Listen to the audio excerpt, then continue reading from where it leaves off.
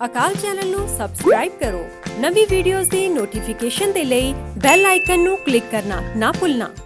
ਜਿਹੜਾ ਸੂਟਕੇਸ ਹੁੰਦਾ ਸੀ ਜਾਂ ਜੋ ਉਹਨਾਂ ਦੇ ਕੋਲ ਉਸ ਵੇਲੇ ਲੈ ਕੇ ਜਾਣ ਦਾ ਸਾਧਨ ਹੁੰਦਾ ਸੀ, ਉਹਦੇ ਵਿੱਚ ਕੱਪੜੇ ਘੱਟ ਹੁੰਦੇ ਸੀਗੇ ਤੇ ਉਹਨਾਂ ਦੇ ਗ੍ਰੰਥ ਜ਼ਿਆਦਾ ਹੁੰਦੇ ਸੀ।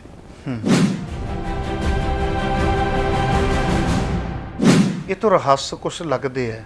ਉਹਨਾਂ ਨੇ ਮਤਲਬ ਪਖੰਡਵਾਦ ਨੂੰ ਰੱਜ ਕੇ ਉਜਾਗਰ ਕੀਤਾ ਸੀ ਉਸ ਵਕਤ ਜਦੋਂ ਕੋਈ ਨਹੀਂ ਕਰਦਾ ਸੀ। ਤਾਂ ਸਾਨੂੰ ਇੰਜ ਲੱਗਦਾ ਕਿ ਉਹਨਾਂ ਨੂੰ ਉਦੋਂ ਮਰਵਾਇਆ ਗਿਆ। ਇਹ ਮੈਨੂੰ ਲੱਗਦਾ ਸਾਰੀ ਰਸਤੇ ਵਿੱਚ ਕਿਸੇ ਕਾਰ ਵਾਲਿਆਂ ਨੇ ਆਣ ਕੇ ਬੱਸ ਨੂੰ ਰੋਕਿਆ ਤੇ ਕਹਿਣ ਲੱਗੇ ਚਿੱਟੇ ਰੰਗ ਦੀ ਕਾਰ ਹੈ। ਉਹਨਾਂ ਨੇ ਆਣ ਕੇ ਆਖਿਆ ਗਿਆਨੀ ਜੀ ਤੁਸੀਂ ਕਿੱਥੇ ਬੱਸ ਤੇ ਜਾਊਗਾ? ਉਹ ਤਾਂ ਨਹੀਂ, ਕਾਰ ਤੇ ਲੈ ਜਾਂਦੇ ਆ। ਉਹਨਾਂ ਦੇ ਨਾਲ ਇੱਕ ਉਹਨਾਂ ਦਾ ਸਾਥੀ ਸਾਧੂ ਸਿੰਘ ਵੀ ਸੀ ਜਿਹਦਾ ਘਰ ਨਾਲ ਸੀ ਪਿਛਲੇ ਬੰਨੇ। ਉਹ ਕਾਰ ਉਹਨੂੰ ਕਿੱਥੇ ਲੈ ਗਈ ਇਹ ਅੱਜ ਤੱਕ ਰਹੱਸ ਨਹੀਂ ਖੁੱਲਿਆ। ਇੰਨਾ ਕੁ ਸਾਨੂੰ ਪਤਾ ਜਾਣ ਬੁੱਝ ਕੇ ਇੱਕ ਇਹੋ ਜਿਹੀ ਅਫਵਾਹ ਫੈਲਾਤੀ ਕਿ ਇਹਨਾਂ ਦਾ ਕਤਲ ਹੈ ਮਸਕੀਨ ਜੀ ਨੇ ਕਰਾਇਆ। ਉਹ ਕਹਿੰਦੇ ਹਾਂ ਇਹ ਅਫਵਾਹ ਬੜੀ ਫੈਲਾਈ, ਬੜੀ ਫੈਲੀ। ਲੋਕ ਵਿਚਾਰੇ ਨਾ ਭੋਲੇ ਲੋਕ ਇਹੀ ਸੋਚਦੇ ਰਹੇ ਵੀ ਕਥਾਵਾਜੀ ਕੋਈ ਇੱਕ ਦੂਜੇ ਨਾਲ ਲੜਦੇ, ਪਰ ਗਿਆਨੀ ਮਸਕੀਨ ਜੀ ਜਿੰਨਾ ਸਤਿਕਾਰ ਗਿਆਨੀ ਮਾਨ ਸਿੰਘ ਝੌਰ ਜੀ ਦਾ ਕਰਦੇ, ਉਹਨਾਂ ਦੀਆਂ ਟੇਪਾਂ ਚੋਂ ਪਤਾ ਲੱਗਦਾ ਵੀ ਉਹ ਕਿਆ ਉਹਨਾਂ ਦੇ ਵਾਸਤੇ ਅਲਫਾਜ਼ ਬੋਲਦੇ।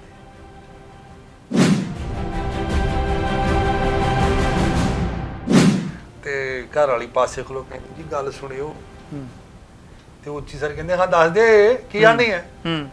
ਦੱਸ ਦੇ ਉਹ ਸਾਇਨ ਹੁੰਦੀ ਜੀ ਖੰਡ ਮੁੱਕੀ ਹੈ। ਤੇ ਉਹ ਕਹਿੰਦੇ ਵੀ ਜਿਹੜੇ ਗੈਸਟ ਆਏ ਇਹਨਾਂ ਦੀ ਘਰ ਕਿਹੜੀ ਮਿਲ ਚੱਲਣ ਡਈ ਆ, ਇਹ ਵੀ ਮੁੱਲ ਲਿਆਉਂਦੇ ਹੋਣੇ। ਉੱਚੀ ਦੱਸਿਆ ਕਰ। ਅੱਛਾ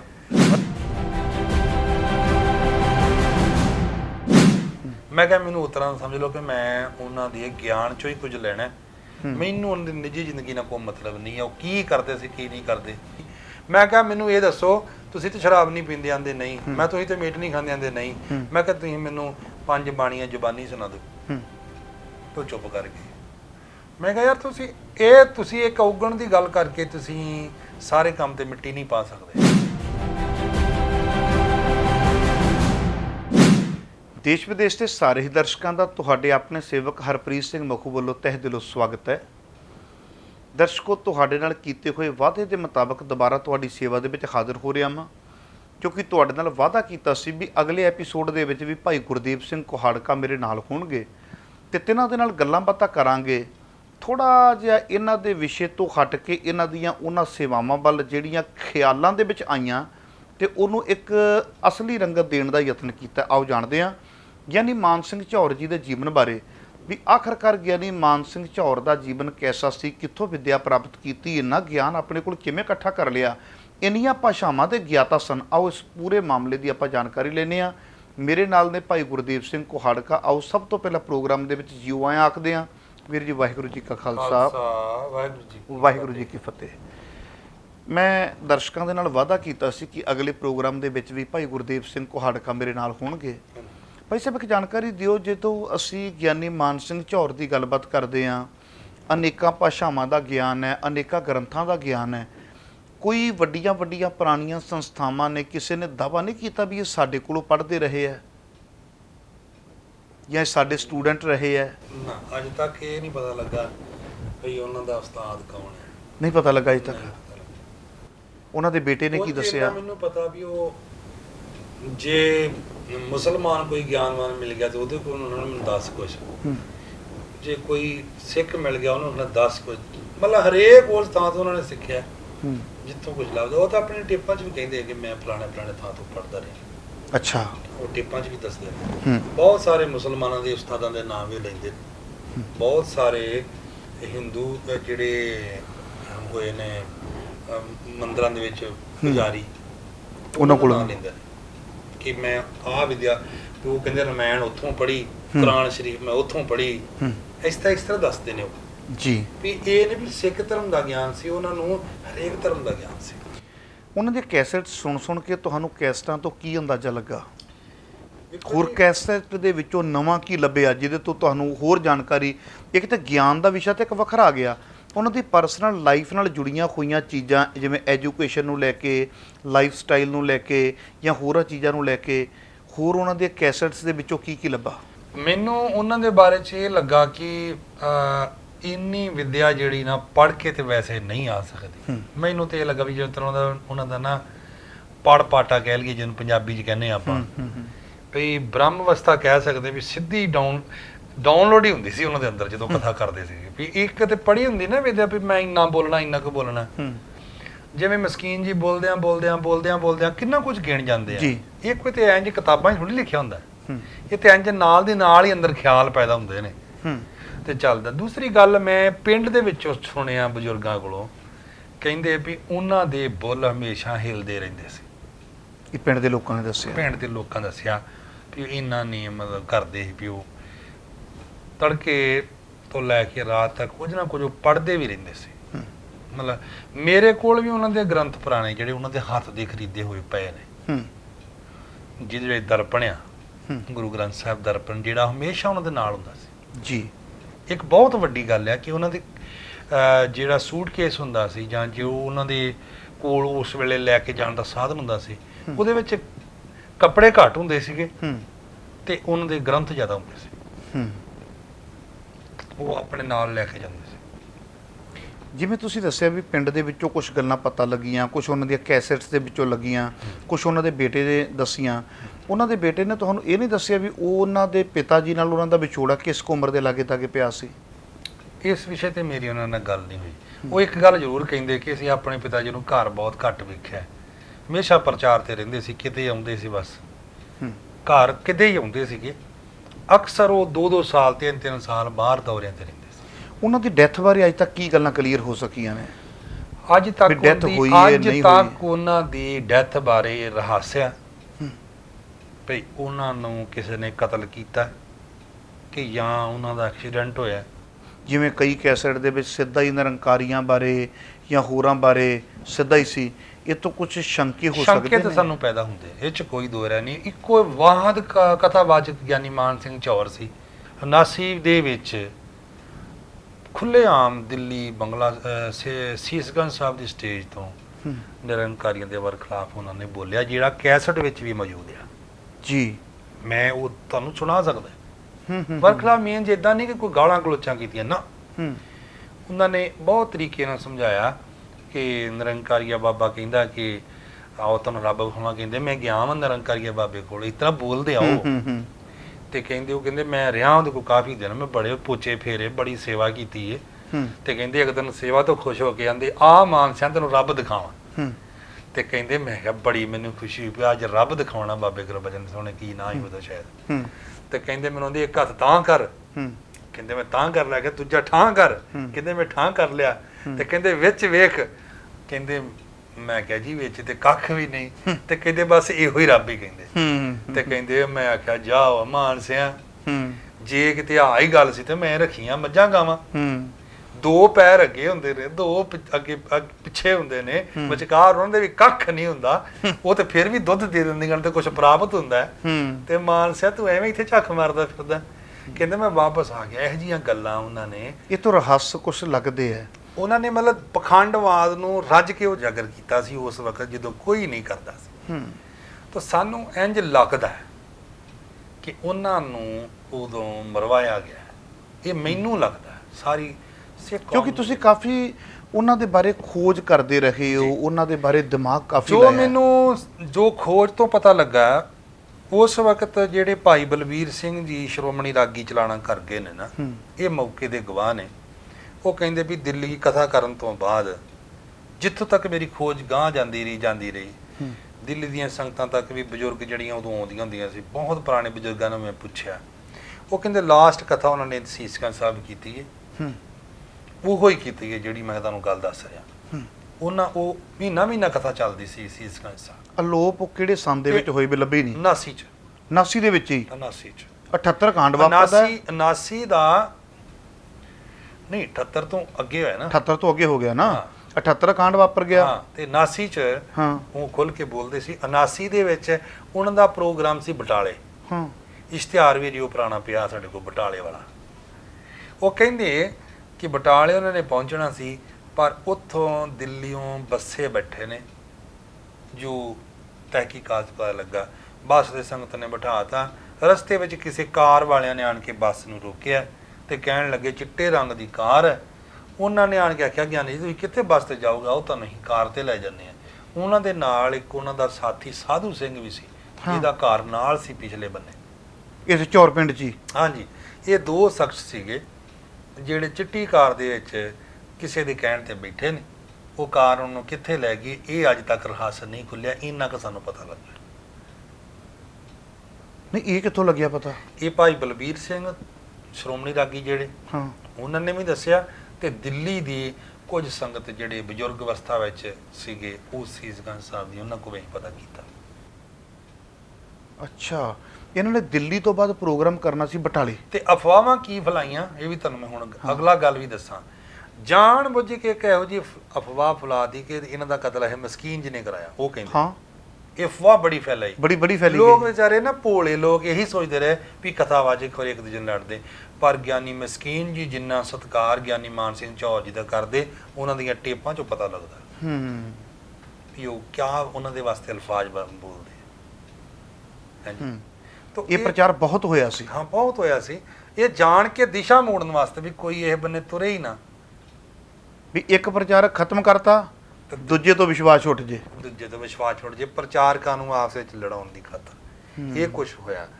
ਪਰ ਅਸਲੀਅਤ ਇਹ ਨਹੀਂ ਸੀ ਜਿਹੜਾ ਆਪਾਂ ਨੂੰ ਲੋਕਾਂ ਨਹੀਂ। ਪਰ ਚਿੱਟੀ ਕਾਰ ਬਾਰੇ ਕਿਵੇਂ ਲੱਗਿਆ ਪਤਾ? ਉਹ ਬੱਸ 'ਚ ਕੌਣ ਐਸਾ ਸੀ? ਜਿਹੜੇ ਉਹ ਬੱਸ ਦੇ ਵਿੱਚ ਜਿਹੜੇ ਸਵਾਰੀਆਂ ਸੀ ਨਾ, ਹਾਂ, ਇਹ ਗੱਲਾਂ ਇਹ ਮੈਨੂੰ ਦੱਸੀਆਂ ਭਾਈ ਪਰਸ਼ੋਤਮ ਸਿੰਘ ਹੁਣੀ ਜਿਹੜੇ ਚੌਰ ਪਿੰਡ ਦੇ ਵਿੱਚ ਰਹਿੰਦੇ ਨੇ, ਅੱਜ ਵੀ ਹੈਗੇ ਨੇ। ਇਹ ਮੈਂ ਉਹਨਾਂ ਕੋਲ ਪੁੱਛੀਆਂ ਵੀ ਤੁਸੀਂ ਪਿੰਡ ਵਾਲਿਆਂ ਨੇ ਬੱਚਿਆਂ ਨੇ ਕੋਈ ਕੀਤਾ ਉਹਨਾਂ ਬਾਰੇ ਪਤਾ? ਇਹ ਫਿਰ ਪਿੰਡ ਵਾਲਿਆਂ ਨੇ ਦੱਸਿਆ ਕਿ ਅਸੀਂ ਨਾਲ ਇਹ ਗੱਲਾਂ ਕੀਤੀਆਂ ਵੀ ਗੱਲ ਸੱਚ ਹੈ ਕਿ ਬੱਸ 'ਚ ਬੈਠੇ ਸਨ, ਬੱਸ 'ਚੋਂ ਲਾਇਆ ਉਹਨਾਂ ਨੂੰ। ਅੱਛਾ, ਬੱਸ ਰਾਹ 'ਚ ਰੋਕੀ ਚਿੱਟੀ ਗੱਡੀ ਨੇ? ਹਾਂਜੀ, ਅੰਬੈਸਡਰ ਕਾਰ ਨਾਲ ਦੱਸਿਆ ਵੀ ਅੰਬੈਸਡਰ ਕਾਰ, ਅੱਛਾ, ਚਿੱਟੇ ਰੰਗ ਦੀ ਅੰਬੈਸਡਰ ਕਾਰ ਆਈ ਹੈ।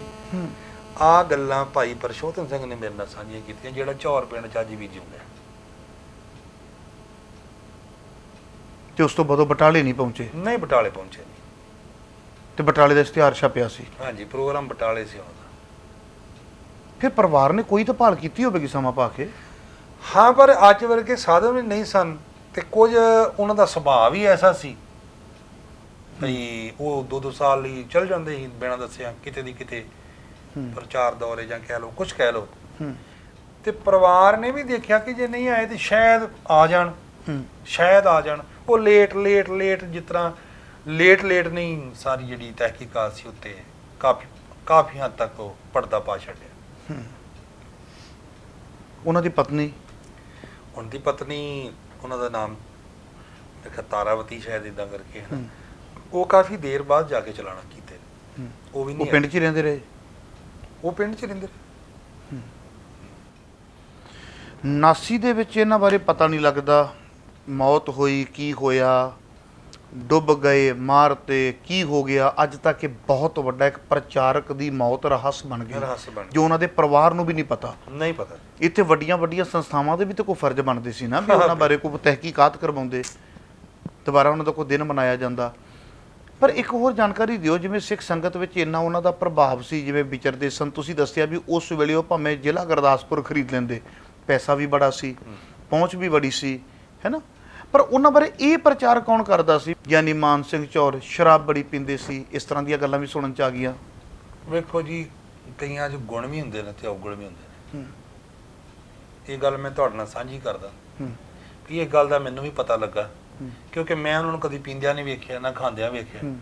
ਮੈਨੂੰ ਲੋਕ ਜਦੋਂ ਕਹਿੰਦੇ ਸੀ, ਮੈਂ ਕਿਹਾ ਯਾਰ ਤੁਸੀਂ ਉਦਾਹਰਨ ਲਓ, ਮੱਝ ਦੇ ਥਣ ਨੂੰ ਇੱਕ ਚਿੱਚੜ ਲੱਗਾ ਹੁੰਦਾ ਤੇ ਇੱਕ ਬੰਦਾ ਚੋਣ ਵਾਲਾ ਹੁੰਦਾ। ਚਿੱਚੜ ਦਾ ਕੰਮ ਹੈ ਉਹਨੇ ਖੂਨ ਪੀਣਾ ਤੇ ਬੰਦੇ ਦਾ ਕੰਮ ਉਹਨੇ ਦੁੱਧ ਪੀਣਾ।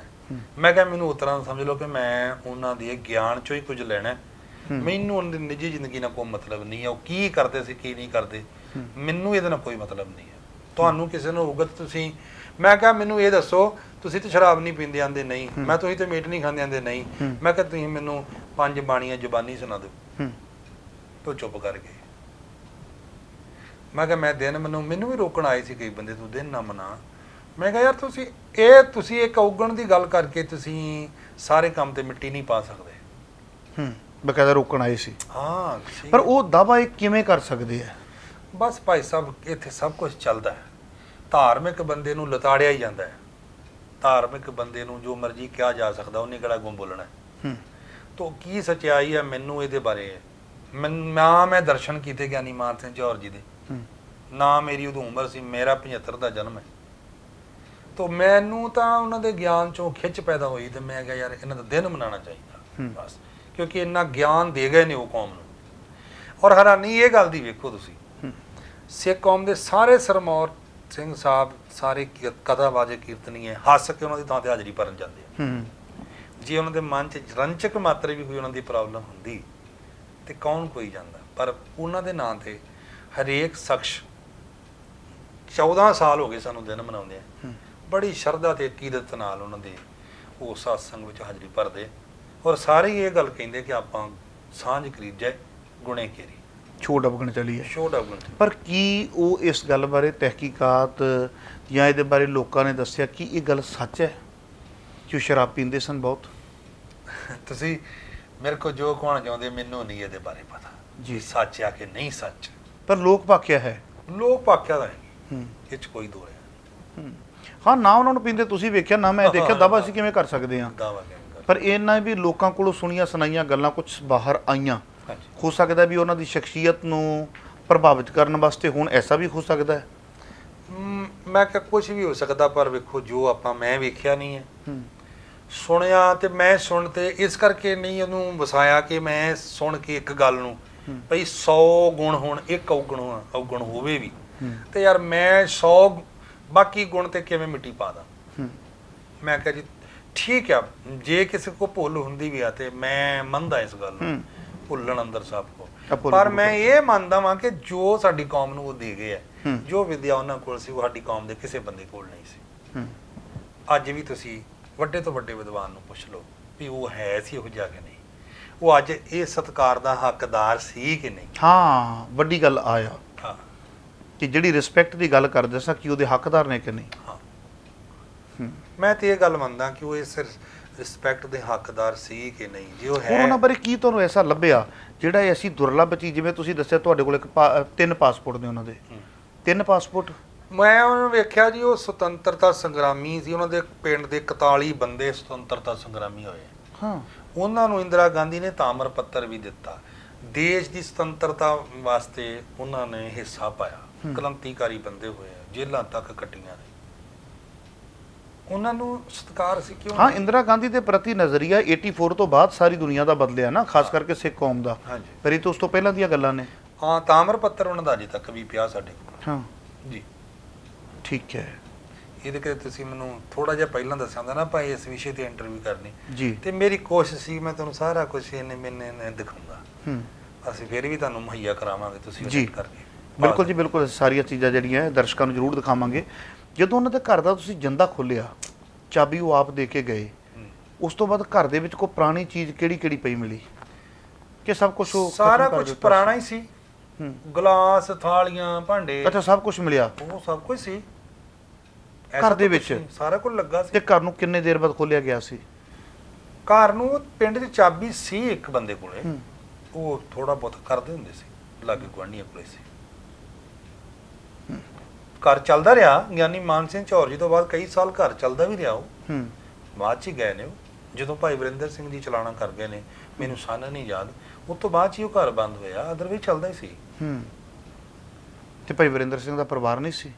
ਭਾਈ ਵਰਿੰਦਰ ਸਿੰਘ ਦਾ ਪਰਿਵਾਰ ਬਾਰੇ ਮੈਨੂੰ ਬਹੁਤ ਜ਼ਿਆਦਾ ਨੌਲੇਜ ਨਹੀਂ, ਸ਼ਾਇਦ ਉਹ ਵੀ ਚਲਾਣਾ ਕਰ ਗਈ ਸੀ, ਸ਼ਾਇਦ, ਮੈਨੂੰ ਨਹੀਂ ਪਤਾ, ਨੌਲੇਜ ਨਹੀਂ। ਮੈਂ ਐਵੇਂ ਕਹਾਂ, ਮੇਰਾ ਫੋਕਸ ਸਿਰਫ ਗਿਆਨੀ ਮਾਨ ਸਿੰਘ ਝੌਰ ਰਿਹਾ, ਮੇਰਾ ਫੋਕਸ ਸਿਰਫ ਉਹਨਾਂ ਦਾ ਦਿਨ ਕਿੱਦਾਂ ਸਹੀ ਬਣਾਇਆ ਜਾਵੇ, ਜਾਂ ਉਹਨਾਂ ਦਾ ਗਿਆਨ ਅਸੀਂ ਜਿਹੜਾ ਫ੍ਰੀ ਵੰਡਿਆ ਲੋਕਾਂ ਨੂੰ, ਸੀਡੀਆਂ ਬਣਾ ਕੇ, ਔਰ ਉਹਨਾਂ ਬਾਰੇ ਕੀ ਕਿਤਾਬਚਾ ਵੀ ਛਪਿਆ? ਹਾਂਜੀ, ਜੋਤ ਸਿੰਘ ਜੀ ਨੇ ਇੱਕ ਕਿਤਾਬਚਾ ਉਹਨਾਂ ਦੀ ਜੀਵਨੀ ਬਾਰੇ ਛਪਾ ਕੇ ਸਾਨੂੰ ਦਿੱਤਾ, ਉਹ ਬਹੁਤ ਉਹ ਨਾਲ ਅਟੈਚ ਸੀਗੇ ਇਹਨਾਂ ਦੇ, ਉਹ ਵੰਡਿਆ ਸੀ ਉੱਥੇ, ਔਰ ਲੋਕਾਂ ਨੂੰ ਅਸੀਂ ਸੰਭਾਲ ਕੇ ਰੱਖਿਆ, ਲੋਕਾਂ ਨੂੰ ਅਸੀਂ ਜਾਣਕਾਰੀ ਦਿੱਤੀ ਕਿ ਆਹ ਇਹਨਾਂ ਨੇ ਬੋਲਿਆ। ਜਦੋਂ ਉਹਨਾਂ ਦਾ ਬੋਲਿਆ ਹੋਇਆ ਸੰਗਤਾਂ ਵਿੱਚ ਪ੍ਰਚਾਰਿਆ ਗਿਆ, ਫਿਰ ਲੋਕਾਂ ਦਾ ਨਜ਼ਰੀਆ ਬਦਲਿਆ। ਜਦੋਂ ਗਿਆਨੀ ਮਾਨ ਸਿੰਘ ਝੌਰ ਜੀ ਦਾ ਪ੍ਰਚਾਰ ਸੰਗਤਾਂ ਵਿੱਚ ਜਿਹੜਾ ਨੇ ਗਿਆਨ ਲੋਕਾਂ ਨੇ ਗਿਆ, ਲੋਕਾਂ ਨੇ ਫਿਰ ਸਜਦਾ ਸਲਾਮ ਕੀਤਾ ਵੀ ਹਾਂ ਨਹੀਂ, ਇਹ ਵਾਕਈ ਬੰਦਾ ਰਿਸਪੈਕਟ ਦਾ ਹੱਕਦਾਰ ਸੀ, ਇਸ ਬੰਦੇ ਨੂੰ ਇੱਜ਼ਤ ਮਾਣ ਮਿਲਣਾ ਚਾਹੀਦਾ ਸੀ। ਤਾਂ ਇਹ ਕਾਰਜ ਗੁਰੂ ਜੀ ਨੇ ਸਾਡੇ ਕੋਲ ਪਿਛਲੇ 14 ਸਾਲਾਂ ਤੋਂ ਕਰਾਇਆ। ਜੀ 14 ਸਾਲ ਸਾਨੂੰ ਲੱਗਿਆ ਨੂੰ ਹੋ ਗਏ, 13ਵਾਂ ਸਮਾਗਮ ਅਸੀਂ ਹੁਣ ਕਰ ਬੈਠੇ ਹਾਂ। ਉਹਨਾਂ ਨੇ 15ਵਾਂ ਆਪਣੀਆਂ ਹੋਣਾ। ਕੈਸਟ ਦੇ ਵਿੱਚ ਐਸੀ ਹੋਰ ਘਟਨਾ ਕੋਈ ਜਿਵੇਂ ਅਨਮਤੀਆਂ ਦੇ ਬਾਰੇ ਬੜਾ ਸਿੱਧਾ ਸੀ ਜਾਂ ਕਿਸੇ ਕਵਿਤ ਨੂੰ ਖੋਲ੍ਹਣਾ ਬੜਾ ਗਜ਼ਬ ਦਾ ਸੀ, ਹੋਰ ਉਹਨਾਂ ਦੀ ਕੈਸਟ ਦੇ ਵਿੱਚੋਂ ਕੀ ਨਵਾਂ ਮਿਲਿਆ ਤੁਹਾਨੂੰ? ਮੈਨੂੰ ਇੱਕ ਦਿਨ ਉਹਨਾਂ ਦੀ ਇੱਕ ਗੱਲ ਬੜੀ ਚੰਗੀ ਲੱਗੀ, ਕਹਿਣ ਲੱਗੇ ਗਿਆਨੀ ਮਾਨਸ ਉਹਨੇ ਜੇ ਕਿਤੇ ਪਖੰਡ ਕਰਨਾ ਦਾ ਪੂਰਾ ਕੁਆਂਟਰੀ ਖਰੀਦ ਲੈਂਦਾ। ਮੈਨੂੰ ਉਦੋਂ ਕੁਆਂਟਰੀ ਬਾਰੇ ਨਹੀਂ ਪਤਾ ਹੁੰਦਾ ਕੁਆਂਟਰੀ ਕੀ ਹੈ। ਇਹ ਤਾਂ ਜਦੋਂ ਮੈਂ ਲੰਡਨ ਗਿਆ ਤੇ ਮੈਨੂੰ ਉੱਥੇ ਪਤਾ ਲੱਗਾ ਵੀ ਕੁਆਂਟਰੀ ਇੱਕ ਸ਼ਹਿਰ ਆ। ਇਹ ਕੁਆਂਟਰੀ ਦੀ ਰਿਕਾਰਡਿੰਗ ਕਿਤੇ ਉਹ ਕਹਿੰਦਾ ਮੈਂ ਪੂਰਾ ਕੁਆਂਟਰੀ ਖਰੀਦ ਲੈਂਦਾ ਜੇ ਕਿਤੇ ਗਿਆਨੀ ਮਾਨ ਸਿੰਘ ਚੌਰ ਨੇ ਪਖੰਡ ਕਰਨਾ ਹੋਏ, ਬੌੜੀ ਹੋਏ, ਰੱਬਾ ਇਦਾਂ ਕਰਦੇ। ਉਹਦੇ ਵਿੱਚ ਫਿਰ ਗੱਲ ਸੁਣਾਉਂਦੇ, ਕਹਿੰਦੇ ਇੱਕ ਦਿਨ ਨਾ ਮੈਂ ਹੋ ਗਿਆ ਢਿੱਲਾ ਮੱਠਾ ਤੇ ਕਹਿੰਦੇ ਬੀਬੀ ਪ੍ਰਸ਼ਾਦਾ ਲੈ ਕੇ ਆਈ ਤੇ ਮੈਂ ਕਿਹਾ ਭੈਣਾ ਮੈਂ ਤੇ ਲੰਗਰ ਨਹੀਂ ਛਕਣਾ। ਤੇ ਕਹਿੰਦੇ ਵੀ ਉਹ ਭੈਣ ਨੇ ਸੋਚਿਆ ਵੀ ਬਾਪੂ ਜੀ ਬਿਮਾਰ ਨੇ ਤੇ ਉਹ ਥੋੜੇ ਕੇਲੇ, ਥੋੜੇ ਜਿਹੇ ਅੰਗੂਰ, ਥੋੜਾ ਹੋਰ ਵੀ ਫਰੂਟ ਲੈ ਕੇ ਆ ਗਈ। ਤੇ ਕਹਿੰਦੇ ਮੈਂ ਰੱਜ ਲਿਆ ਫਰੂਟ ਨਾ। ਹੁਣ ਦੂਜੀ ਬੀਬੀ ਆਈ, ਉਹ ਕਹਿਣ ਲੱਗੀ ਬਾਪੂ ਜੀ ਸ਼ਾਮ ਦਾ ਪ੍ਰਸ਼ਾਦਾ। ਤੇ ਬਾਪੂ ਜੀ ਕਹਿੰਦੇ ਪੁੱਤ ਮੈਂ ਤਾਂ ਨਹੀਂ ਛਕਣਾ। ਤੇ ਕਹਿੰਦੇ ਉਹਨੇ ਜਾ ਕੇ ਬਾਹਰ ਇੰਨਾ ਕਿਹਾ ਵੀ ਬਾਬਾ ਜੀ ਨੂੰ ਨਾਮ ਦਾ ਹੀ ਆਧਾਰ ਆ ਤੇ ਰੋਟੀ ਤੇ ਵਹਿੰਦੇ ਵੀ ਨਹੀਂਗੇ। ਤੇ ਕਹਿੰਦੇ ਐ ਲਾ ਮੁੰਦਰੀਆਂ ਮੇਰੇ ਕੇ ਸੁੱਟੀ ਜਾਣਾ ਹੀ ਉਹਨਾਂ ਨੇ ਜੇ ਕਿਤੇ ਮੇਰੇ ਤੇ ਟਿਕਿਆ ਰਹਿੰਦਾ। ਅੱਛਾ। ਤੇ ਕਹਿੰਦੇ ਪਰ ਮੈਂ ਕਿਹਾ ਨਹੀਂ ਭੈਣ, ਮੈਨੂੰ ਨਾਮ ਦਾ ਆਧਾਰ ਕੋਈ ਨਹੀਂ, ਮੈਂ ਤੇਰੇ ਵਰਗਾ ਹੀ ਇਨਸਾਨ ਆ, ਪਰ ਮੈਂ ਬਿਮਾਰ ਹੋਣ ਕਰਕੇ ਫਰੂਟ ਛਕ ਲਿਆ। ਕਹਿੰਦੇ ਲੋਕ ਇੰਨੀ ਗੱਲ ਤੇ ਠੱਗ ਲੈਂਦੇ, ਪਰ ਗਿਆਨੀ ਮਾਨ ਸਿੰਘ ਚੌਰ ਇਹੋ ਜਿਹਾ ਬੰਦਾ ਨਹੀਂ ਆ, ਕੇਵਲ ਗੁਰੂ ਦਾ ਪ੍ਰਚਾਰ ਕਰਕੇ ਪ੍ਰਸ਼ਾਦਾ ਛਕੂੰਗਾ, ਪਖੰਡ ਕਰਕੇ ਨਹੀਂ ਛਕੂੰਗਾ। ਜਦੋਂ ਮੈਂ ਇਹੋ ਜਿਹੀਆਂ ਗੱਲਾਂ ਉਹਨਾਂ ਦੀਆਂ ਸੁਣਦਾ ਹੁੰਦਾ ਸੀ ਤੇ ਮੈਨੂੰ ਬੜਾ ਅੱਛਾ ਲੱਗਦਾ ਸੀ ਵੀ ਕਿਹੋ ਜਿਹਾ ਬੰਦਾ ਹੋਇਆ ਜਿਹੜਾ ਇੰਨਾ ਜ਼ਿਆਦਾ ਸੱਚ ਤੇ ਚੱਲਿਆ। ਪਰ ਕਾਫੀ ਕੋਈ ਸਾਂਭ ਲਿਆ ਉਹਨਾਂ ਦਾ। ਬਸ ਫਿਰ ਗੁਰੂ ਸਾਹਿਬ ਨੇ ਡਿਊਟੀ ਲਾ ਲਈ, ਇੰਜ ਕਹਿ ਲਓ, ਮੈਂ ਕੀ ਸੰਭਾਲ ਸਕਦਾ, ਮੇਰੀ ਡਿਊਟੀ ਗੁਰੂ ਰਾਮਦਾਸ ਨੇ ਲਾ। ਇੱਕ ਉਹਨਾਂ ਬਾਰੇ ਹੋਰ ਬੜੀ ਗੱਲ ਪ੍ਰਚਲਿਤ ਹੈ ਵੀ ਪਤਨੀ ਕਹਿੰਦੀ ਵੀ ਘਰ ਦਾ ਪ੍ਰਸ਼ਾਦਾ ਛਕ ਲਿਆ ਕਰੋ, ਹਨਾ? ਤੇ ਉਹ ਕਹਿੰਦੇ ਵੀ ਹਾਂਜੀ ਉਹ ਇਸ ਤਰ੍ਹਾਂ ਵੀ ਉਹ ਕੋਈ ਕਿਤੇ ਗੈਸਟ ਆਏ ਸੀ ਉਹਨਾਂ ਦੇ ਘਰ, ਉਹ ਇੰਨੇ ਖਲਾਸੇ ਸੀ ਤੇ ਘਰ ਵਾਲੀ ਪਾਸੇ ਖਲੋ ਕਹਿੰਦੀ ਜੀ ਗੱਲ ਸੁਣਿਓ। ਤੇ ਉੱਚੀ ਸਰ ਕਹਿੰਦੇ ਹਾਂ ਦੱਸ ਦੇ ਕੀ ਆਣੀ ਹੈ। ਉਹ ਗੱਲ ਸੁਣਿਓ ਦੱਸਦੇ ਹੋ ਸਾਇ ਇਹਨਾਂ ਦੀ ਜੀ ਖੰਡ ਮੁੱਕੀ ਹੈ। ਤੇ ਉਹ ਕਹਿੰਦੇ ਵੀ ਜਿਹੜੇ ਗੈਸਟ ਆਏ ਇਹਨਾਂ ਦੀ ਘਰ ਕਿਹੜੀ ਮਿਲ ਚੱਲਣ ਡਈ ਆ, ਵੀ ਮੁੱਲ ਲਿਆਉਂਦੇ ਹੋਣੇ। ਉੱਚੀ ਦੱਸਿਆ ਗੱਲ। ਅੱਛਾ। ਮਤਲਬ ਇਸ ਤਰ੍ਹਾਂ ਦੀਆਂ ਇਹਨਾਂ ਦੀ ਬੜੇ ਕਹਾਣੀਆਂ ਵੀ ਖੁੱਲੇ ਖਲਾਸੇ ਜੇ ਸੀ, ਜਿਨ ਮਨ ਹੋਰ ਮੁਖ ਹੋਰ, ਉਹ ਗੱਲ ਹੈ ਨਹੀਂ ਸੀ ਵੀ ਜੋ ਅੰਦਰ ਹੈ ਉਹੀ ਹੈ। ਇਹੋ ਜਿਹੇ ਨਹੀਂ ਸੀਗੇ ਉਹਨਾਂ ਦੇ ਵਿੱਚ। ਉਹਨਾਂ ਨੇ ਜੋ ਅੰਮ੍ਰਿਤ ਦੇ ਬਾਰੇ ਚ ਸ੍ਰੀ ਤਖਤ ਕੇਸਗੜ੍ਹ ਸਾਹਿਬ ਜੀ ਦਾ ਜੋ ਇਤਿਹਾਸ ਬੋਲਿਆ ਨਾ, ਉਹ ਸੁਣਨ ਵਾਲਾ ਹੈ। ਜੋ ਪੰਗਾਣੀ ਦਾ ਯੁੱਧ ਉਹਨਾਂ ਨੇ ਬੋਲਿਆ ਉਹ ਸੁਣਨ ਵਾਲਾ ਹੈ। ਜੋ ਗੁਰੂ ਤੇਗ ਬਹਾਦਰ ਸਾਹਿਬ ਜੀ ਦੀ ਸ਼ਹੀਦੀ ਉਹਨਾਂ ਨੇ ਬੋਲੀ ਉਹ ਸੁਣਨ ਵਾਲੀ ਹੈ। ਮੈਂ ਹੱਥ ਜੋੜ ਕੇ ਬੇਨਤੀ ਕਰਦਾ ਸਾਰੀ ਸੰਗਤ ਨੂੰ ਵੀ ਇਹ ਚੀਜ਼ਾਂ ਜ਼ਰੂਰ ਸੁਣੋ ਇੱਕ ਵਾਰ, ਤੁਹਾਨੂੰ ਕਥਾ ਸੁਣਨ ਦਾ ਲੁਤਫ ਲੱਗ ਜਾਏਗਾ, ਤੁਹਾਨੂੰ ਕਥਾ ਸੁਣਨ ਦਾ ਆਨੰਦ ਆ ਜਾਏਗਾ। ਮੈਨੂੰ ਇਹਨਾਂ ਦੀ ਕਥਾ ਸੁਣਨ ਤੋਂ ਬਾਅਦ ਮੈਂ ਤੁਹਾਨੂੰ ਅੱਜ ਦਿਲ ਦੀ ਗੱਲ ਦੱਸਣ ਲੱਗਾ ਜੀ, ਮੈਨੂੰ ਪਹਿਲਾਂ ਗਿਆਨੀ ਮਸਕੀਨ ਜੀ ਦੀ ਕਥਾ ਸਮਝ ਨਹੀਂ ਸੀ ਲੱਗਦੀ ਹੁੰਦੀ। ਪਹਿਲਾਂ ਮੈਨੂੰ ਲੱਗਣਾ ਉੱਤੋਂ ਦੇ ਲੰਘ ਜਾਂਦੀ ਯਾਰ ਬੜੀ ਔਖੀ ਕਥਾ ਕਰਦੇ ਆ। ਪਰ ਜਦੋਂ ਗਿਆਨੀ ਮਾਨ ਸਿੰਘ ਚੌਰ ਜੀ ਨੇ ਸਾਨੂੰ ਇੱਕ ਕਥਾ ਦਾ ਟੇਸਟ ਦਿੱਤਾ ਤੇ ਅੱਜ ਮੈਂ ਜੋ ਗਿਆਨੀ ਮਸਕੀਨ ਜੀ ਦੀ ਕਥਾ ਸੁਣ ਕੇ ਆਨੰਦ ਲੈਣਾ, ਮੈਨੂੰ ਹੋਰ ਕਿਸੇ ਦੀ ਕਥਾ ਬਹੁਤ ਚੰਗੀ ਨਹੀਂ ਲੱਗਦੀ, ਇਸ ਕਰਕੇ ਕਿ ਬਹੁਤ ਚੰਗੇ ਵਿਚਾਰ ਹੁੰਦੇ ਨੇ। ਕਥਾਵਾਚਕ ਸਾਡੀ ਕੌਮ ਦੀ ਰੀੜ ਦੀ ਹੱਡੀ ਹੈ ਜੀ। ਇਸ ਕਰਕੇ ਨਹੀਂ ਭਾਈ ਮੈਂ ਕੁਝ ਦਿਨ ਮਨਾਉਣਾ ਕਰਕੇ ਨਹੀਂ, ਅਸੀਂ ਜਿਹੜਾ ਕੀਰਤਨ ਵੀ ਕਰਦੇ ਆ ਨਾ ਉਹਦੀਆਂ ਕੁੰਡੀਆਂ ਕਥਾ 'ਚ ਖੁੱਲਦੀਆਂ ਨੇ। ਮੈਨੂੰ ਕੀਰਤਨ ਕਰਨ ਦਾ ਆਨੰਦ ਮਿਲਣਾ ਸ਼ੁਰੂ ਹੋਇਆ ਕਥਾ ਸੁਣਨ ਤੋਂ ਬਾਅਦ। ਸੱਚੀ ਗੱਲ ਜੇ, ਜਿਸ ਤਰ੍ਹਾਂ ਹਲਵਾਈ ਨੂੰ ਹਲਵਾਈ ਪਸੰਦ ਨਹੀਂ ਹੁੰਦਾ ਨਾ, ਵੀ ਬਰਫੀ 'ਚ ਨੁਕਸ ਕੱਢੀ ਜਾਣੇ ਉਹਨੇ, ਖਾਣੀ ਨਹੀਂ ਹੁੰਦੀ, ਬੰਨ ਤੋਂ ਹੀ ਕਹੀ ਜਾਣਾ ਵੀ ਐ ਆ ਜੀ ਐ, ਹਨਾ। ਅਸੀਂ ਕੀਰਤਨਕਾਰ ਵੀ ਦੂਜੇ ਦਾ ਕੀਰਤਨ ਨਹੀਂ ਬਹੁਤਾ ਸੁਣ ਸਕਦੇ। ਤੁਸੀਂ ਵੇਖਿਆ ਹੀ ਹੋਣਾ ਵੀ ਕੀਰਤਨ ਕਰਕੇ ਉੱਠ ਕੇ ਲੋਕ ਚੱਲ ਜਾਂਦੇ ਆ, ਸੁਣਦੇ ਨਹੀਂ ਹੁੰਦੇ ਦੂਜੇ ਨੂੰ। ਪਰ ਇੱਕ ਕਥਾਵਾਚਕ ਦੀ ਕਥਾ ਸੁਣਨ ਤੋਂ ਬਾਅਦ ਸਾਨੂੰ ਅਗਲੇ ਦੂਜੇ ਦੇ ਵੀ ਕੀਰਤਨ ਚੋਂ ਰਸ ਮਿਲਿਆ। ਇਹ ਆ ਮੇਰੇ ਜੀਵਨ ਦੇ ਵਿੱਚ ਉਹਨਾਂ ਦਾ ਫੈਕਟ।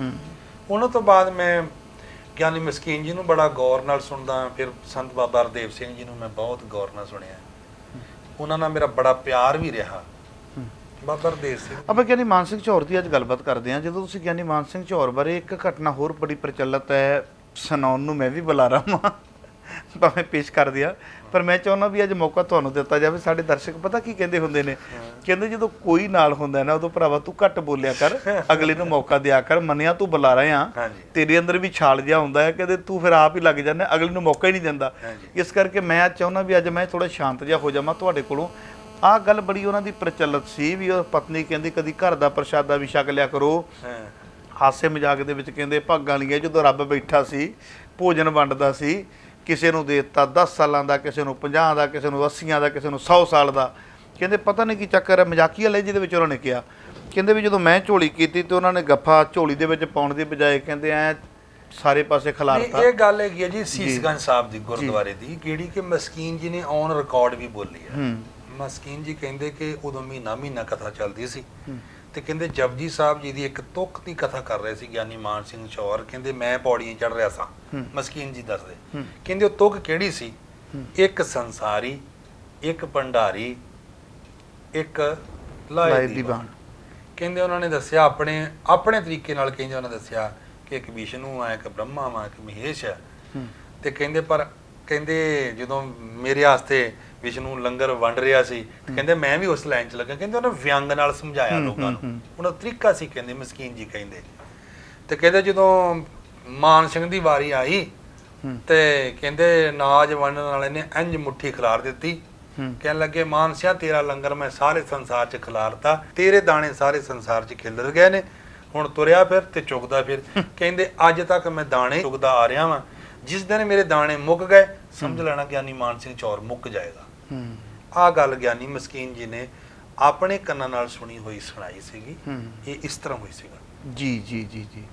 ਸੋ ਗਿਆਨੀ ਮਾਨ ਸਿੰਘ ਚੌਰ ਬਾਰੇ ਤੁਸੀਂ ਬੜੀਆਂ ਬਾਖੂਬ ਸਾਨੂੰ ਜਾਣਕਾਰੀਆਂ ਦਿੱਤੀਆਂ ਨੇ, ਔਰ ਮੈਂ ਵੀ ਲੰਬੇ ਸਮੇਂ ਤੋਂ ਚਾਹੁੰਦਾ ਸਾਂ ਵੀ ਇੱਕ ਐਸਾ ਵਿਦਵਾਨ ਕੌਮ ਦੇ ਵਿੱਚ ਹੋਇਆ, ਬੜਾ ਡੂੰਘਾ ਹੋਇਆ, ਸਿਆਣਾ ਹੋਇਆ, ਸੁਲਝਿਆ ਹੋਇਆ, ਔਰ ਲਾਈਫ ਸਟਾਈਲ ਵੀ ਰਾਜੇ ਮਹਾਰਾਜਿਆਂ ਵਰਗਾ।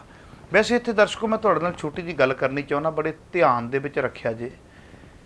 ਮੇਰੇ ਗੁਰੂ ਨੇ ਸਾਨੂੰ ਬਾਦਸ਼ਾਹ ਬਣਾਇਆ ਸੀ, ਪਰ ਜਦੋਂ ਮਾਨਸਿਕਤਾ ਦੇ ਵਿੱਚ ਭਿਖਾਰੀ ਬਹਿ ਜਾਵੇ ਫਿਰ ਉਹਨਾਂ ਦਾ ਕੁਝ ਨਹੀਂ ਕੀਤਾ ਜਾ ਸਕਦਾ। ਮੇਰਾ ਗੁਰੂ ਕਹਿੰਦਾ ਵੀ ਜ਼ਿੰਦਗੀ ਬਾਦਸ਼ਾਹਾਂ ਵਰਗੀ ਜਿਉਣੀ ਹੈ, ਤੇਰੇ ਖਿਆਲਾਂ ਦੇ ਵਿੱਚ ਬਾਦਸ਼ਾਹਤ ਹੋਵੇ।